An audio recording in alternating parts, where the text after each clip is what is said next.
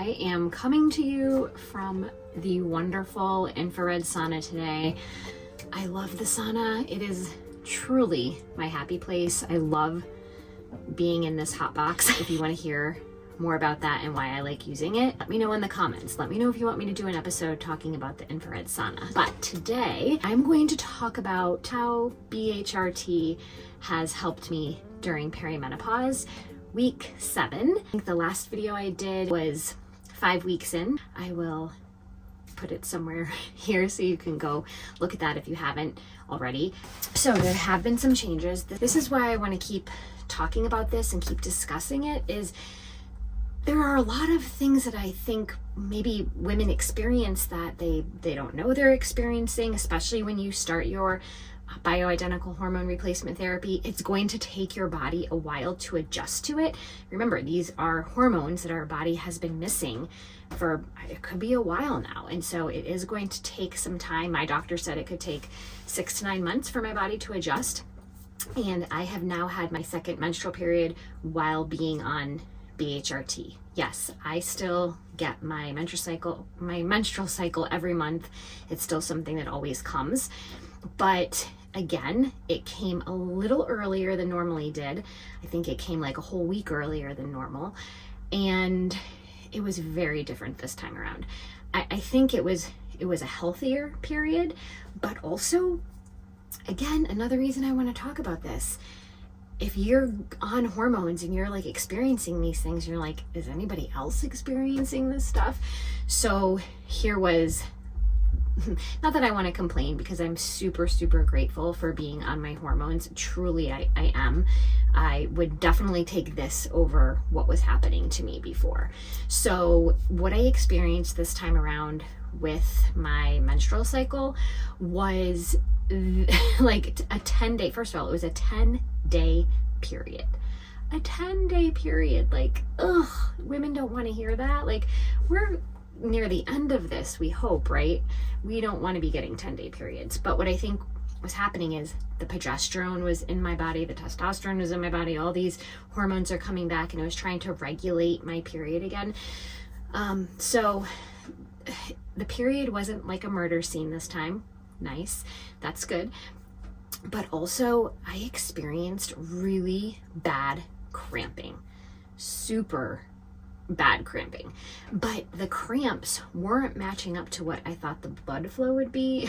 Here's a funny story. So I was going into Target and I'm like, oh, I probably should like pick up some more tampons. And I, got my tampons and whatever I needed from Target, came out to the store, and I was like trying to hurry home because I was like, oh my gosh, I'm gonna like bleed through. And you know how that feels. Like, we don't want to be going through that. So I rush home, go change my tampon. There was like not even a quarter of the tampon was filled. And I was like, these cramps are not matching like the blood flow. So it went on for several days, and I would just get these like really intense cramps. And I was like, just trying to power through it. And I wasn't taking any ibuprofen or any pain reliever because I really wanted to monitor my body. I really wanted to know what my body was going through. I had already had a period, about 2.5 weeks, 3 weeks prior to this. So I really wanted to monitor what was happening. And in order to do that, I didn't feel like taking pain medication would allow me to understand my body at the moment. I didn't have a hot water like bottle, but I was using a heated blanket, like an electric blanket, as a way to like help my cramps. So the cramps were super intense. And I thought, okay, well, they're gonna last a few days. Like, I know this.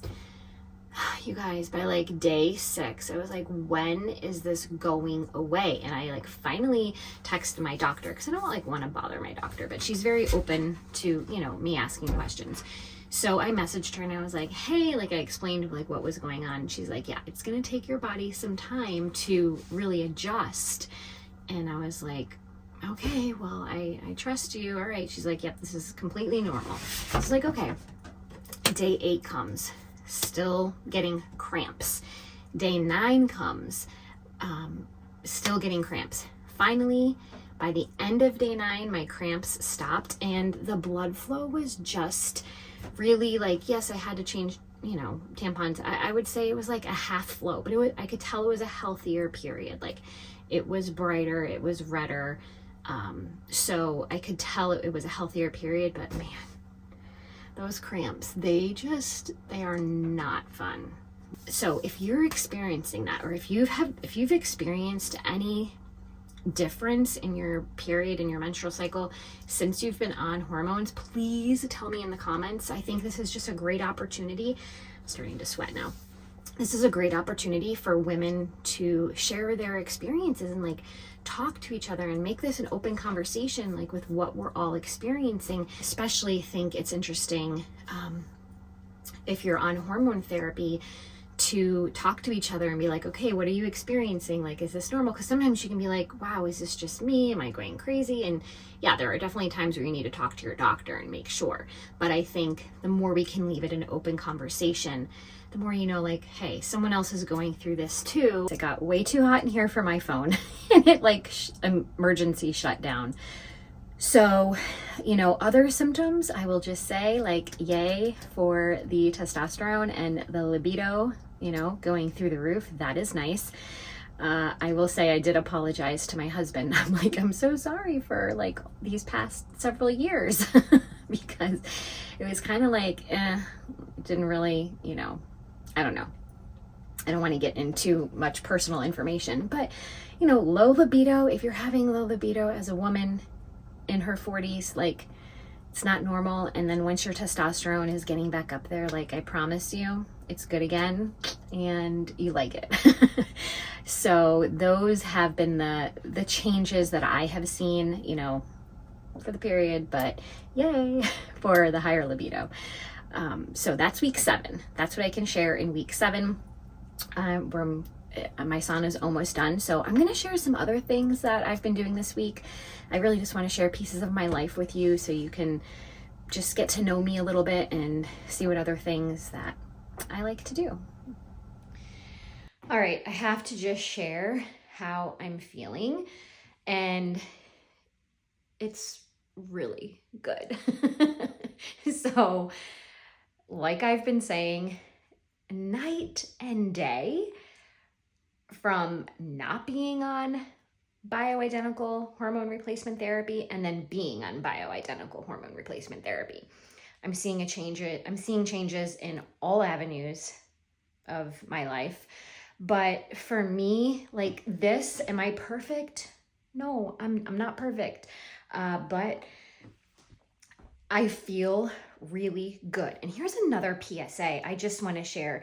If you are someone who is concerned with the scale, and I know it's a lot of you, and it used to be me too, but I really don't care what the scale says anymore, except when, like, you know, your weight is changing rapidly and maybe you want to just check it for that, like, because you're monitoring things, right? Like if you're monitoring your weight for a certain reason, great, keep doing that because it is a tool. But please do not look at the number on the scale and think to yourself, oh, that's what I'm worth. Because I'm telling you, I am up 3 pounds on the scale. I hardly ever weigh myself, and I didn't even weigh myself when I started BHRT. I don't remember when I weighed myself last, but I weighed myself over the weekend just to see, and I was in the middle of my period, so I know it was probably like a dumb thing to do, but I was just honestly curious. The number on the scale was 3 pounds heavier, and I was like, that doesn't even matter to me because I know I knew my clothes were fitting good. Like I could get into jeans that I hadn't been able to get into before, and not before, but hadn't been able to get into in a while. My pajamas, like there's a certain pair of pajama pants that I wear that they were like looser on me in the leg and in the butt. And I'm like, okay, I know I'm going in the right direction. So if we keep just putting our emphasis on the number on a scale, like, I know it's really hard to do. I get that. I am someone who used to put their worth in what the scale said. It doesn't mean anything. What matters is A, how you feel.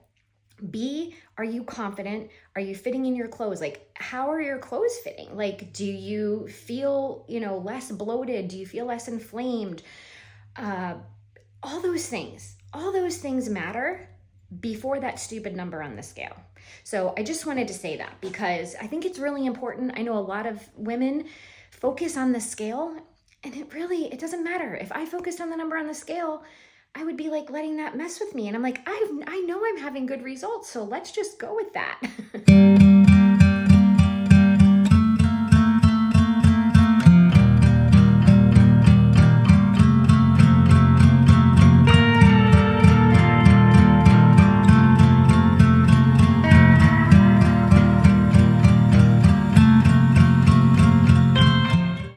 I just lured you in with all that fall coziness, and here I am drinking a summery raspberry and lime Spindrift. No, this is not sponsored, but hey, Spindrift, if you want to sponsor me, I am here for it. So raspberry lime is one of my favorites. I also really like the pink lemonade, and I think it's called Mojito. That one's really good too. It's a lime-ish version, but these are really nice in the middle of the day if you want to pick me up.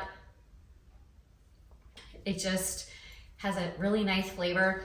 All natural ingredients: carbonated water, raspberry puree, and lime juice, 1 gram of sugar, and no added sugars. So nothing else except just 1 gram of sugar for one little can. And it's coming from the fruit itself, which is a raspberry puree and a lime juice. So I'm okay with it. I'm gonna table this for now and then get started on our delicious gluten-free apple olive oil cake. That is so good. It's full of flavor. It's a yummy fall dessert that you can make for Thanksgiving or just a plain old Wednesday.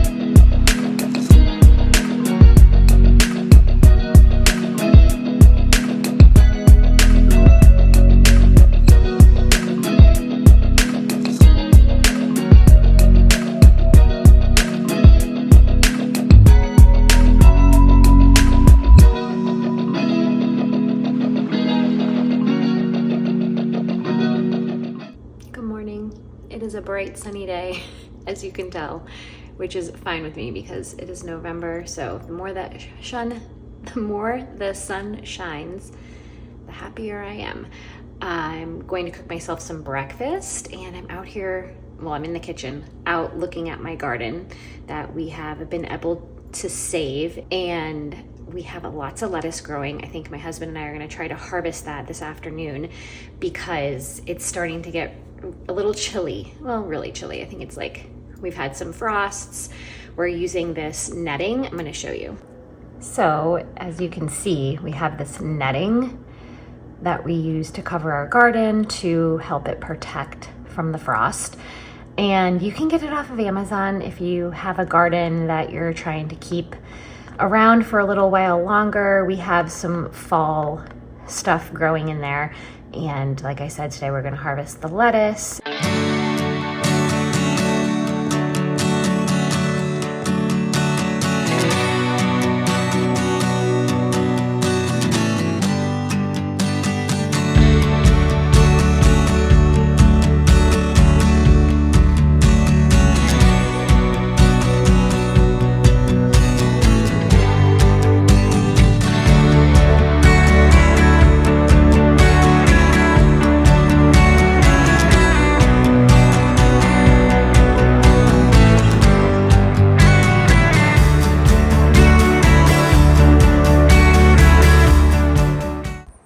sun is currently so nice.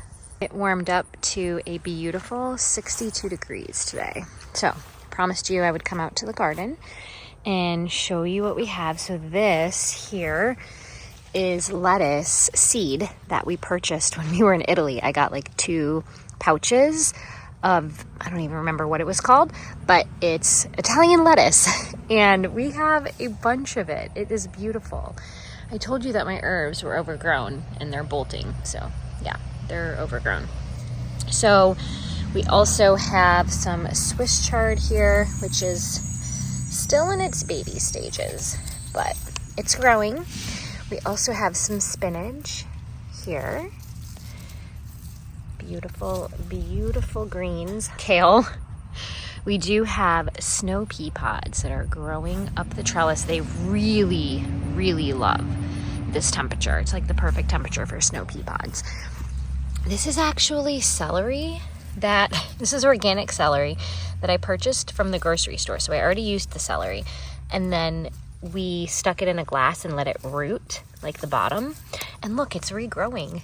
Look, we're regrowing celery. Is that not the coolest thing? Look at that. That's new celery right there. This is more pea pods, snow pea pods that are gonna grow up the trellis, hopefully. Fingers crossed. We have a huge squash behind that brick. So that is also a certain squash seed that we bought in Italy. And what else do we have going on? So this is the covering. My husband took it off. But we also have some honey. These are butternut squash. We also have some butternut squash that we're trying to save. We hope they actually grow and mature. They ripen, I guess. We hope they ripen. So here's one snow pea pod already. We grow these over the summer, like in the beginning of the summer, and they grow, but they like these temperatures a lot better. And then look, we have some more Swiss chard and some more lettuce that needs to be harvested. We actually still have tomatoes. Look at this. We still have tomatoes. I mean, the plants look awful. They look so beat up and horrible, but they're still producing tomatoes, and sometimes we have to let them finish ripening inside, but they taste delicious. This is all my overgrown. Look at this. This is oregano, so overgrown, along with some lemon thyme. This is lemon thyme. And I just need to come out here and really come through and clean it up. You can see the other side of that squash. Look how big it is. We're not sure what kind it is. My husband doesn't remember. I'll have to go look at the package, but it's doing its thing over there. Also, I'm not sure what those are. I think it's a different kind of kale, if I can remember. And then I think those are beets. So those are beets, I believe. This again is more spinach, more of this beautiful lettuce from Italy. That is the Swiss chard over here. So we have a pretty good garden. Like that lettuce has grown a lot better than this side. I think it has something to do with the sun maybe. But yeah, my husband has to go through and probably pull all those beans. These were string beans that are not producing anything anymore. So he needs to probably get rid of those. This is our garden. Like this, look at this tomato plant. This is a tomato plant that's still pretty nice. Oh, what do we have? A pepper? Oh, look, a pepper started growing over here. Yeah, everything is just overgrown. These are cherry tomatoes that are still growing, but they look very, very sad. And I have a lot of herbs. This is mint that takes over everything. Just stuff that needs to be really... Oh, that mint smells amazing. Oh my gosh, I wish you could smell through the computer or the phone. It like smells wonderful. But mint literally will take over your whole garden, which is what it's doing. It's gonna take over that. Look, it even like encroached on my parsley here. I have all this parsley. It's just crazy town. And then we also have some strawberries in here. Let me see if I can move this around. So we still have some strawberries that are growing, and these strawberry plants will survive the winter. They have survived like 3 winters. So we have all these strawberry plants, which again, the mint, are you kidding me? But yeah, that's our garden. So hopefully gives us a little bit more before we take everything away. It is a gorgeous early afternoon. I'm walking by a little pond by my house. It's so gorgeous. It's like a perfect temperature. It's November. I'm in Ohio and I'm wearing a sleeveless shirt. Now it is a little chilly. I think the high is only 64 today, but I'm wearing my weighted vest. So I'm already sweating. And I already did my lifting workout today. So I thought this would be a funny topic to talk about. Last night, I was watching the Godfather movie. I actually watched two of them. I watched Godfather 1, or Godfather, and then Godfather 2. And I've watched these movies, if not a dozen times, a dozen and a half times. Like, I've watched them so often. If you know me, I love movies. Hello, doggy. Here's the topic that I wanted to bring up. Okay, so what is a movie that you've watched so many times that you think you know it the entire way through? And then you watch it again, and there's like a part that you never noticed before. And you're like, oh, wow, okay. So here was the part of The Godfather that I missed. So if you've seen the movie, in Godfather Part 1, Michael Corleone gets punched in the jaw. This is the part I never noticed. I never noticed until yesterday that his jaw was wired shut through a good chunk of the movie in the beginning. Every time he would talk, even in that scene where he goes in, like, kills the first people that he's ever killed. It's a horrible movie. I mean, it's awful. It's nothing that I stand for. I don't know. I like I like the movie. I like the series. But anyway, even when he goes into the restaurant and he shoots the 2 guys, and he's like, before that, he's talking to them, his mouth is wired shut. I just never noticed that. He was talking several times in the movie and his mouth was wired shut, and I never noticed.